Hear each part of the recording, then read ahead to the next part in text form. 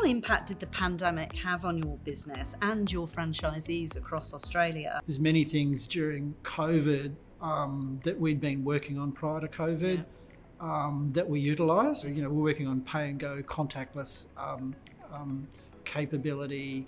We're working on last mile capability. We're starting to think through and work on e-commerce and click and collect capability. They're all things that we thought we needed to be in prior to COVID, and then COVID hit and we went, this is a no-brainer. Yeah.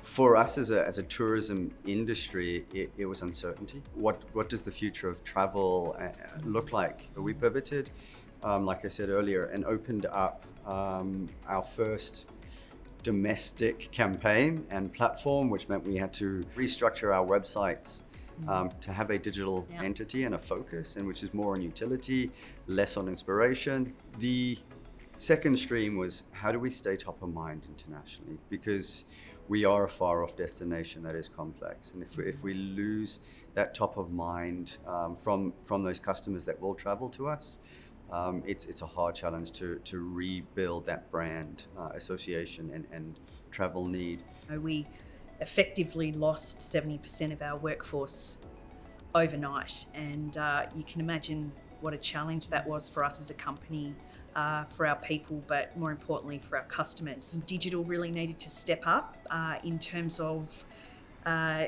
picking up some of that customer servicing experience that we could no longer do via our call centres in particular. The beauty of some of the digital experiences we've created over the last little while, particularly our website and our apps, we were able to really update customers in real time based on what was going on.